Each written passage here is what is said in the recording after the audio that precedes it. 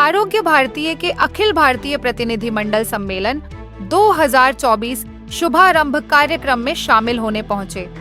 मध्य प्रदेश विधानसभा अध्यक्ष नरेंद्र सिंह तोमर का कहना है कि आरोग्य भारतीय राष्ट्रीय संगठन है और आरोग्य भारतीय की लगातार यह कोशिश है कि हर बीमार व्यक्ति को दवा उपलब्ध कराई जाए, लेकिन यह भी कोशिश है कि मनुष्य बीमार ही ना पड़े और बीमार रहित समाज का निर्माण करना। इस उद्देश्य को लेकर आरोग्य भारती देश भर में काम कर रही है।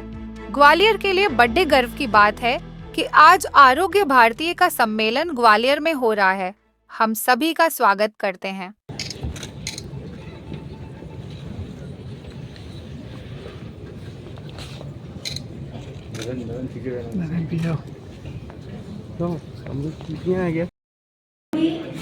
दीप प्रज्वलन एवं भगवान धन्वंतरी एवं भारत माननीय श्रीधर परारकर जी, माननीय विमल जी इस बैठक के माध्यम से ग्वालियर पधारे हैं।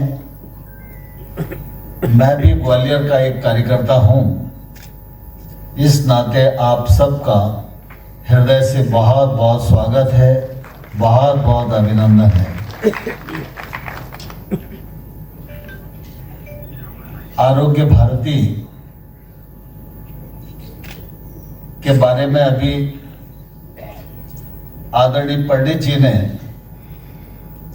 विस्तार रखी है। आरोग्य भारती लगभग 20-22 वर्षों से काम कर रहा है और मैं समझता हूं कि अब आरोग्य भारती की उपस्थिति और आरोग्य भारती की भूमिका समूचे देश में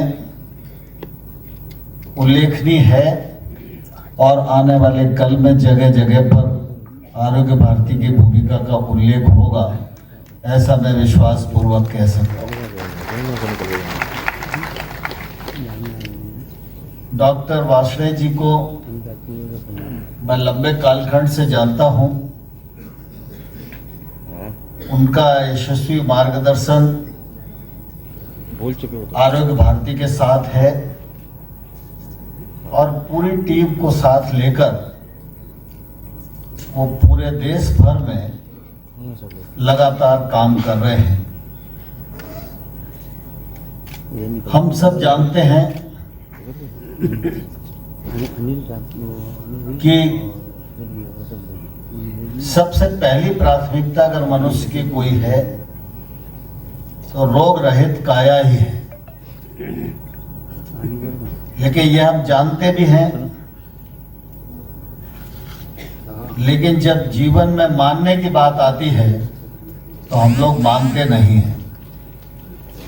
यही हमारे दुख और दुरावस्था का कारण है। देश को आजादी मिली, उसके बाद कई विषय निश्चित रूप से सरकारों की दृष्टि से ओझल हुए, क्योंकि हम सब इस बात को भलीभांति जानते हैं कि हमारी जो पुरातन कालीन पद्धतियां हैं, हमारा देशज ज्ञान है, उसका कोई भी तोड़ दुनिया की धरा पर नहीं है। लेकिन आजादी के बाद कुछ प्रक्रिया ऐसी रही कि लोकतंत्र में नेतृत्व तो सरकारें ही करती हैं, जनप्रतिनिधि करते हैं, लेकिन हमारा अपना जो है उसके बजाय जो परायों की पद्धति थी उस पर हमने ज्यादा गर्व करना प्रारंभ किया। चाहे वो पद्धति हो, परंपरा हो, ज्ञान हो। आजादी के 75 वर्ष बाद भी कई बार अनुसंधान के क्षेत्र में चर्चा होती है तो हमारे लोगों के मन में ये रहता है कि रिसर्च तो अभी कहीं नहीं हुआ, तो कहीं नहीं हुआ तो हमें क्यों करना चाहिए।